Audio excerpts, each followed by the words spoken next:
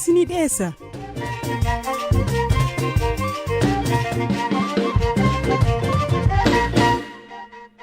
Tigraayitti tajaajilawwan bu'uuraa deebisuuf qophiin godhamaa jira jedhe koreen nagaa mootummaan federaalaa TPLF waliin akka mari'atu hundeesse. Koreen kun ibsa roobii har'aa baaseen mariin dafee akka jalqabuuf gamtaa Afrikaa waliin hojjechaa jira jechuun mariin akka eegalu ariitiin waliigalteen dhukaasa dhaabuu akka raawwatu gaafateera. Eliyaas Mulgeetaa dabalata qaba. Qaamoleen baatilee 20 oliif wal waraanaa turan lamaan amma dura adda-addatti dhukaasa dhaabuu labsan malee waliigaltee irra hin geenye ture. Waliigaltee raawwachuun gargaarsi namoomaa akka dhaqqabu, tajaajilawwan bu'uuraa akka deebi'an akkasumas waraanichi karaa nagaa furmaata akka argatu barbaachisaadha jedhe koreen mootummaan federaalaa TPLF waliin akka mari'atu hundeesse. Waliigalteen dhukaasa dhaabuu akkuma raawwateen haala mijataa uumamutti fayyadamuun tajaajilawwan bu'uuraa ariitii danda'ameen deebisuuf qophiin godhamaa jira jedheera. Koreen miseensota 7 qabu mootummaan Itoophiyaa ijaare ibsa galgala kana baaseen akkaataa waliigalteen kun itti goolabamuu fi marii siyaasaa itti aanuuf bu'uura kan ta'u yaada qopheessuu himeera. Propoozaaliin kunis gamtaa Afrikaa fi qooda fudhattoota marii nagaa kana deeggaraniif akka dhiyaatu murtaa'us himeera. Dubbi himaan TPLF Getaachoo Raddaa garuu ibsa koree nagaa kana hawaasa idil addunyaa gowwoomsuuf hojii burjaajessuuti jechuun fuula Tiwiitara isaanii irratti barreessan. Itti dabaluunis adda waraanaa adda addaatti humnoonni isaanii humnoota keenya qoccolaa jiru, irra deddeebiin waadaa isaanii cabsaa jiru jedhan obbo Geetaachoon. Mootummaan Abiy yeroo bitatee waraana marroo biraa Tigraay irratti labsuuf ta'a malee gonkumaa fedhii nagaa buusuu hin qabu jechuunis kumatan. Mootummaan federaalaa dhukaasa dhaabuun mariin wal dhabdee humnoota TPLF waliin qabu hiikuuf akka fedha qabu irra deddeebiin ibsaa ture. Mariin kun gamtaa Afrikaa jalatti gaggeeffamu akka qabus beekseera. Irra caalaan naannoo Tigraay tajaajiloota akka ibsaa, baankii fi intarneetii waggaa tokko oliif argataan turre. Waliigalteen dhukaasa dhaabuu namoomaa ji'a bitooteessaa keessa waliigalame. Ergasii dhiyeessiin deeggarsa namoomaa haalaan dabalaa dhufe. Mootummaan Itoophiyaas ta'e TPLF waraana lubbuu namoota 10,000 galaafate miiliyoonota qeerraa buqqise karaa nagaa xumuruuf koree ijaaruun isaanii ni yaadatama.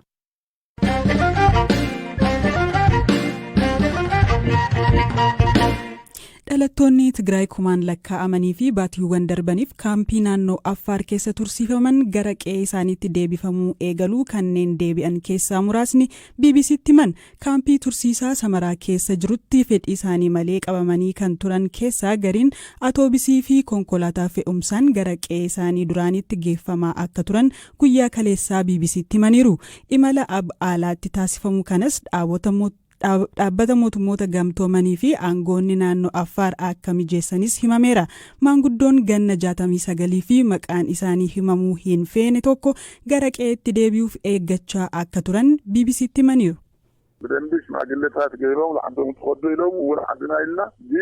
Jaarsolii nutti erganii gara qe'ee keessanitti deebi'uu barbaaddu jedhanii nu gaafannaan eeyyee jenneen, garuu achis deemnee maal taana wanti qabnu hundi gubateera jennee itti himne. Amma Samaraarraa qe'ee keenyatti deebi'aa jirra. Marroo jalqabaan namoonni nu wajjin turan atoobisii 4 fi konkolaataa fe'umsaa 2 kaleessa sa'aatii 6 keessa qe'eetti deebi'aniiru.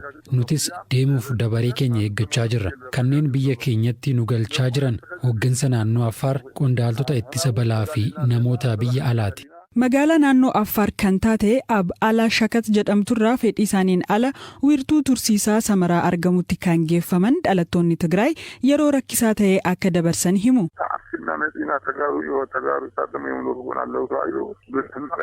Dhalattoota Tigraay achi turreen isintu nu wajjin wal waraanaa jiraanuun jedhanii haala suukkanneessaa taheen qabanii nu fidan. Haadholii garaatti baatanii fi karree fudahan, jaarsolii fi qaama miidhamtoota illee otoo hin hafiin garana nu fidan. Ijoollee keenyarraa maatii fi qe'eerraa buqqaaneetu garana dhufne.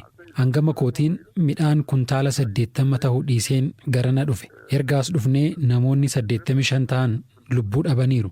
Hedduun isaanii ammoo sammuun isaanii miidhameera. Namoota du'an gammoojjii keessatti awwaalaa turre. Ani umuriin koo 69 waggaa ta'uu ijoollee koo 6 fi haadha warraa koo waliin nu fidan.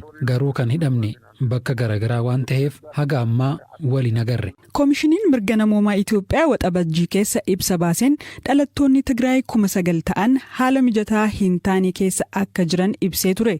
Koomishinichi kana dura sabummaa isaaniin qoodamanii seeraan ala bakka tokkotti tursiifaman jechuun bakki tursiisaa kunis lubbuu isaaniif balaa qabaa jedheera. Aangoonni mootummaa Itoophiyaa gama isaaniin namoonni bakka turanirraa bakka biraatti kan geeffaman sababa waraanni babal'achaa tureef nageenya isaaniif jecha tahuu himee ture. Aangoonni Affaar dhimma kanarratti deebii kennan hin qabani.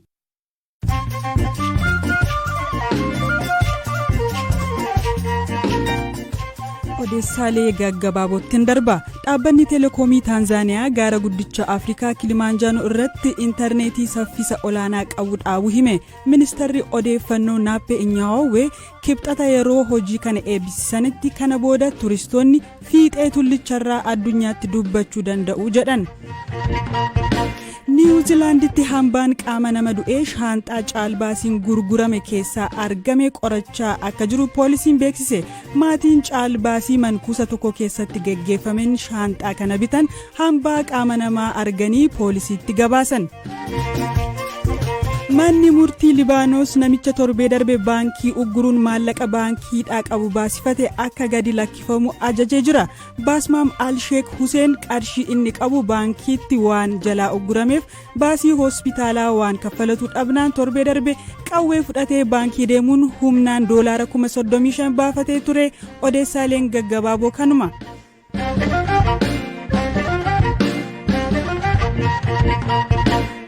Odeessa itti aanuun pirezidaantiin Keeniyaa shanaffaa ta'uun kan filataman Wiiliyaam Ruutoo hawaasa Booranaa kaaba Keeniyaa fi Itoophiyaa jiran biratti deeggarsa guddaa argachaa jiru.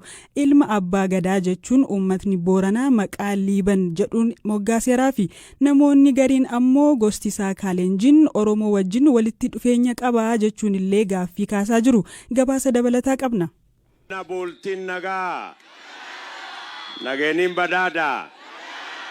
Yooyaa ammallee yooyaa boogaa kubaktanii horiin boogaa irraafee ijoolleen urguftuu. Wiiliyaam Saamo'ii Ruutoo yeroo dheeraaf michuu cimaa warra Booranaa jedhamee deeggarsa hawaasaa fi namoota siyaasaa naannolee afaan Booranaa dubbatan irraa argachaa ture. Namoonni siyaasaa kan akka Naa'omii Jiloo Waaqoo fi Didoo Raasoo miseensota paarlaamaa ta'uun paartii Ruutoo UDA jedhamuun filatamaniiru. Bulchaan Marsabit Mohaammed Alii ammoo michuu cimaa Ruutoo turullee filannoo miilanaa kanaan Raayilaa Odeengaa deeggaruun paartii biraatiin dorgome. Karaa miseensota paartii UDAtiin alatti Wiiliyaam Ruutoo qalbii hawaasa Oromoo keessa seeneera. Lammiileen Itoophiyaallee miidiyaa hawaasummaa gubbaa ilma abbaa gadaa jechuun gammachuu ibsaa fi turaniiru. Ruutoon sagantaa agarsiisa aadaa Oromoo Booranaa fi duula filannoof gara hawaasa kanaatti imaleetti afaan Booranaan uummata nagaa gaafachaa tureera. Dabalataanis yeroo duula filannoo gaggeessanittis uffata aadaa lichoo fi orooroo qabachuun uummata hawwateera. Oromoo Booranaa kaaba Keeniyaa jirutti afaan hawaasichi beeku akka Swaahilii fi Ingiliffaan itti dubbatee ni dhaga'u. Garuu afaan isaanii afaan Booranaatiin itti dubbachuu filate. Nageeniin badaadaa. Yooyaa ammallee yooyaa horiin boogaa kubaktanii horiin boogaa irraafee ijoolleen urguftuu. Galgaloo kanaa godaanaa dargaggoota miidiyaa hawaasaa irratti Ruutoo filadhaa jechuun duula gaggeessaa turan keessaa tokkodha. Ruutoo kuraa argachuun naaf gammachuu. Garuu waan ani sababeeffadhe irraan gammadeetu jira jedha. Ruutoon ilma horsiisee bulaa mucaa hiyyeessaa kan akka keenyaatti lukkuu gurguree yuunivarsiitii baratee siyaasa keessatti hirmaatee dhumarratti milkaa'ee amma pireezidaantii ta'edha jedha. Akka inni jedhutti Ruutoon qonnaan bulaa fi horsiisee bulaa waan ta'eef dhimma uummata Booranaa sirriitti hubata. Ruutoon gosa teenna ta'uu baatus nama rakkoo uummata horsiisee bulaa beekuu danda'u. Kanaaf hin dhaabbanna. Hin herreegganna rakkoo keessa nu baasa jennee abdanna tanaaf gammanne jedha.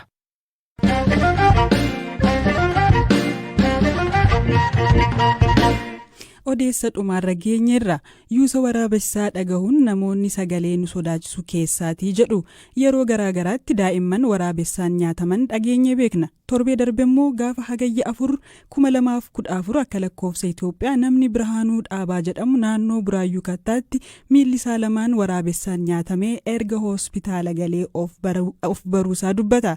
Namni Moojootti hojii hoteela keessaan dalaga jedhe kun halkan sa'atii 4tti otoo lafoo imalaa jiruuti waraabessi karaatti kan itti dhufe.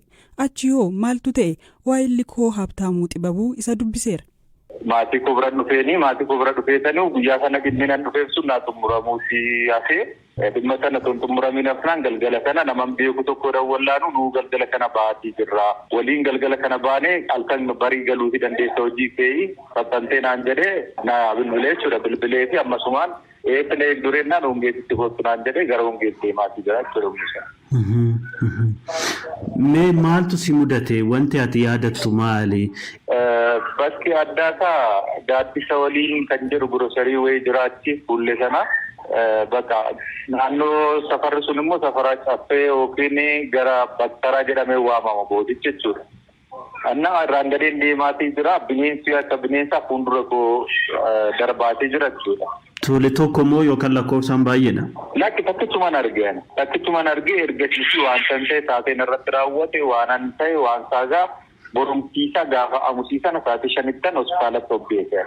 Mee namoonni hospitaala si geessan eenyu akka ta'an barteertaa? Namoonni hospitaalatti fidan jedhanii soyaasaanu waajjira poolisiitii ambulaansiitti fidee maaltu fidee oduudhuma malee qabatamaan anatti fide jedhee qaamni dhufee doyii ana iddoo karaatti geenaan jedhe jiru ammaa. Mee wayita of bartuu haala ture natti mime? Yemmuun of baruun ciiseesan jira dhagni koo muluun dhumeera jedhu kooti gaditti jechuudha. Maatiin koos na bukkee dhaabbatanii jiranii bakka ammanoo. Inni tokko muluu iyyuu koronyoodhaa gaditti hin jiru koronyoo gadi hin jiru inni tokko immoo koronyoon itti citeef yaa'u gogaadhuma qabateetoo jira jechuudha. Inni mirgaa. Inni bitaa koronyoodhaa gadi iyyuu irra hin jiru. Ishiidhaa gadi hin jiru lukti bitaa koorra jechuudha. Luka mirgaa koorra immoo inni gogaan qabateetira jira. Bakka amma kan laallaan bakka nanna'ee naasuudha. Laallaan maatiin kun bira jiruuni bakka ammasumaan na tasgabbeessanii haala jiru gara sammuutti akka hin deemneef ofiis dhiigisaa dhaggalee akka hin duuneef muramuutii qaba jedhanii manni yaalaa ammanumaan kutaa yaalii sana geessanii narraa muranii jechuudha. Erga of bartee booda murame jechuudha. Ani jechuun ergasii jaanarraa muraa namuu farramee sana narraa muranii. Ilbaa gaditti murame lachuun jechuudha. Waan akka nan tuqnetti akka rakkina narra geessisnetti akka sanatti muranii jechuudha. Haalli fayyaa kee yeroo ammaa maal fakkaata? Haala akkamii irratti argamta? Haalli fayyaa kootti yaa'u qaama koo dhabuurraan kanas yaa'u na yaalaa jiru yaalamaatiin jira. Tarii yeroo sanitti wanti sirumaa yaadattu hin jiru waraabessicha arguu keetiin alatti yeroo si ciniinufaa wanti yaadattu hin jiru sirumaa? Waa tokkollee waa tokko. Miila keetiin alatti iddoon biraa wanti miidhame jira? Harki kiyyatti mudhii karaa mirgaatiinis mudhii koo gubbaarra. Laphee koo immoo irra na harkise na fakkaata akka kanaadhaanis waan laattamedha. Inni laphee koo kanarraa waan ilkaanitti hin hidhame miti. Kan harkaa ilkaaniin beeksisa. Kan dugda koo mirgaarra jirus akkasii ilkaaniin beeksisa. Inspektar Malkaamuu Asaffaa poolisii Buraayyuutti abbaa adeemsaa kutaa qorannoo yakka aanaa tokkoffaa yoo ta'an halkan tilmaamaan naannoo sa'aa 6 walakkaa eeruu milishoota biraan nu gaheen konkolaataa poolisii mana yaalaa dhiyeenyatti argamutti geessinee jedhaniiru. Dhaggeeffattoota keenya sagantaa keenya har'aa xumurree kan dhiyeesse Firaa'ol Balaayidhaa kan qopheesse Eeliyaas Mulgeetaa gaaritti bula.